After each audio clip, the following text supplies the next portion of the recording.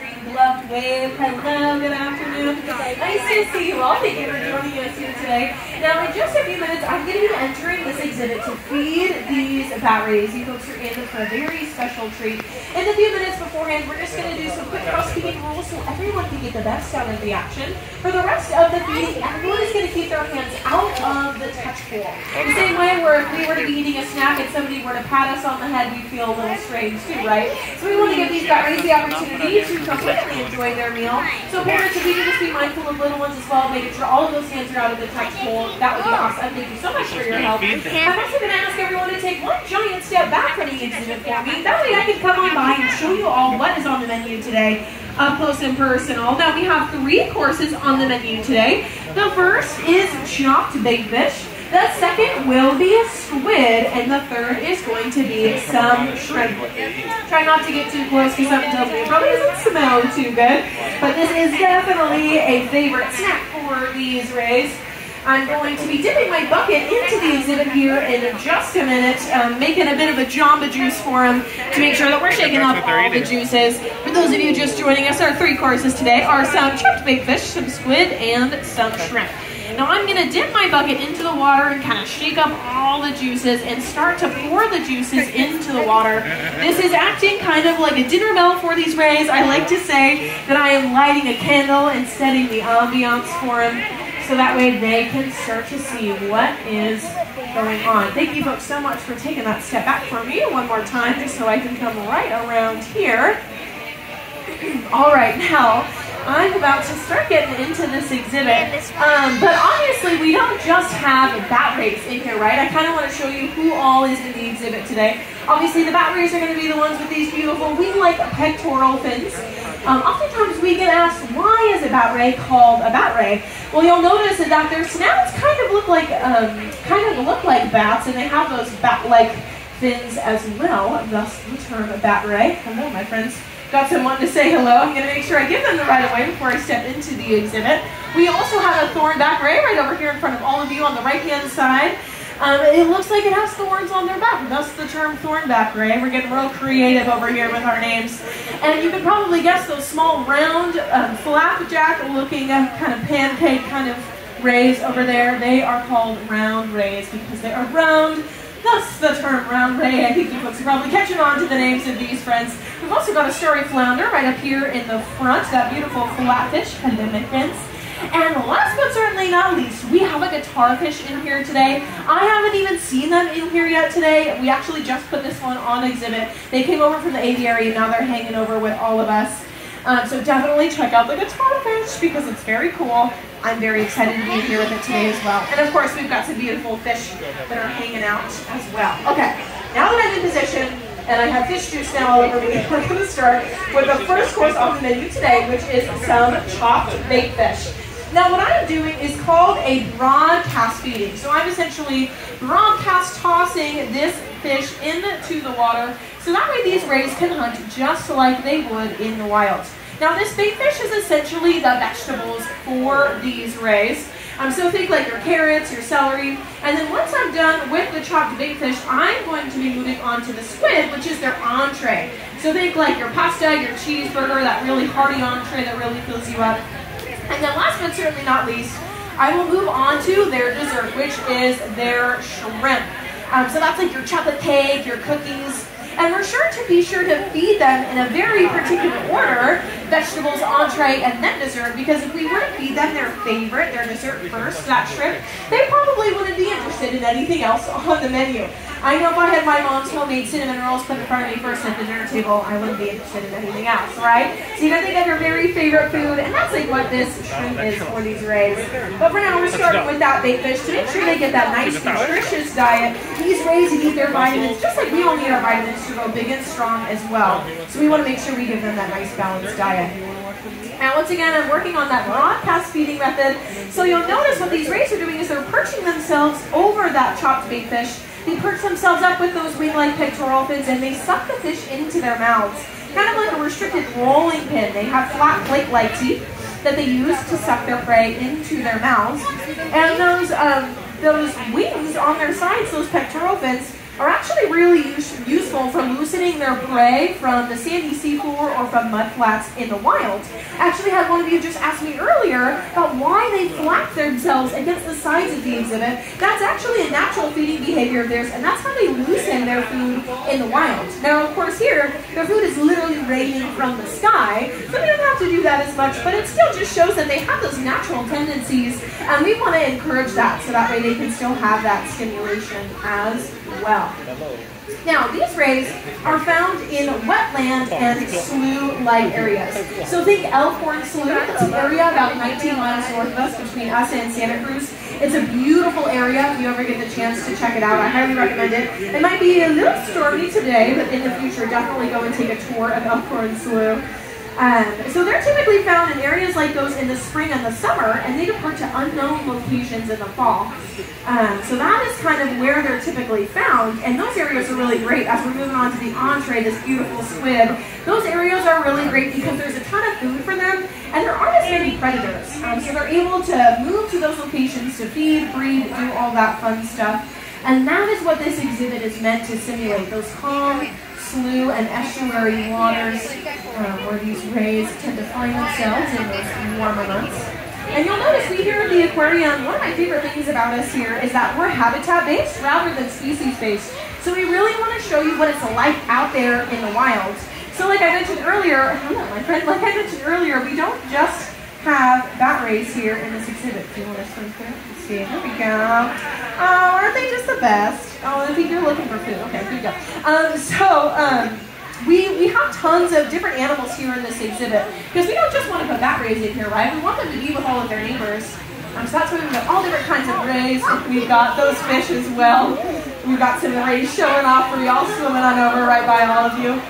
Now, is anyone maybe nervous about me being in here with the bat rays? Maybe you've heard something about them having a stinger or a barb. I don't see too many raised hands. You folks are on the right track. Now, actually, rays only use their barbs for self-defense. So because I'm being gentle here in this exhibit, I'm respecting their habitat. They don't feel the need to defend themselves because they know they're safe when I'm in here. We also trim back their barbs right at the top of their tail, just like a fingernail. About every 6 months, they have a little salon appointment, and they get their barbs trimmed while they're in here as well.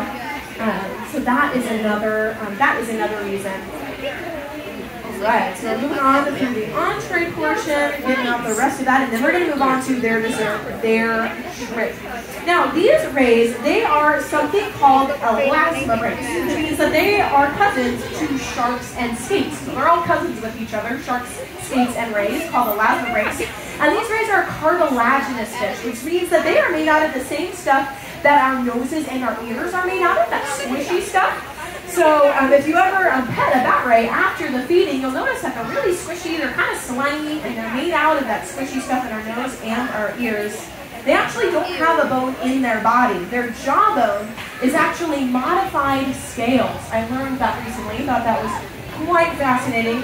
So they're definitely a very squishy animal, which is a fun time. All right, now I'm going to be moving on to the dessert portion of this feeding, which is their shrimp, their favorite part. So we are going to be tossing that out. And as I do so, I'd like to tell you folks that we're actually feeding these rays restaurant-grade sustainable seafood.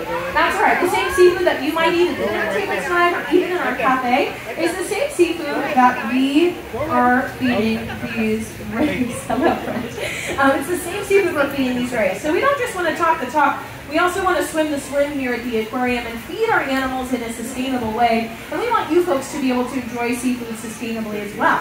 Do I have any fellow seafood fans in the audience today? Yeah, woohoo, me too. We don't want seafood to be a taboo topic here at the aquarium. I know it can sound kind of awkward to talk about it around all of these animals, but we know that seafood is a part of life, right? And we want to be able to eat it in a way where we can continue to enjoy it and allow these animals to thrive out in the wild at the exact same time. So we've actually created a program here at the aquarium called Seafood Watch, where we've done all the hard work for you so you can know what seafood is sustainable for you to eat, so you don't have to worry about harming any populations out in the wild. There's pocket guides for Seafood Watch throughout your journey here at the aquarium. Definitely pick one up. They're great to have in your purse or your wallet when you're grabbing seafood at the grocery store or when you're in a restaurant. And it works in a stoplight system. We've got a green category, yellow category, and a red category of gradients of sustainable seafood. So you can kind of get some wisdom on what seafood we recommend that you should enjoy. Now, I'm going to be finishing up the feeding portion of this feeding, but I want to make sure that these rays can get the rest of their lunch and digest it just a little bit. So I want to turn it to all of you. Do I have anyone who has any burning questions about these rays that I can answer while we're finishing up? Yeah, bud. Why do they defend themselves?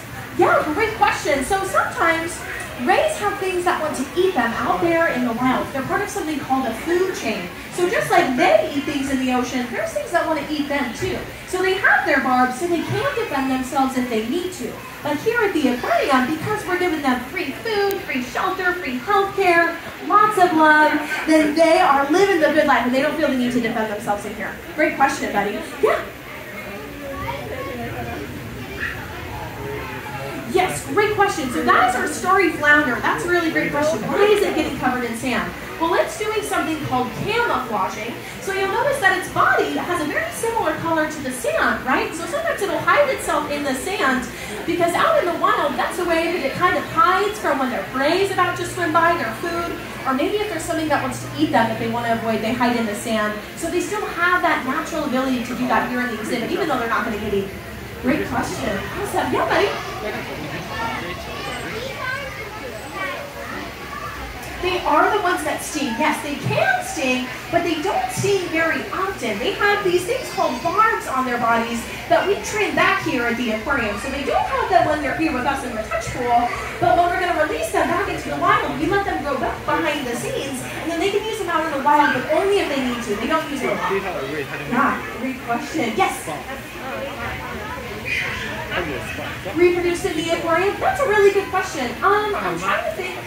I believe we have, but I'm not entirely sure. Let me ask my team once I get over to the side of the exhibit. If you come over to me, I'll confirm. I don't want to give you the wrong answer, so we'll get back to that reproduction question. Yes?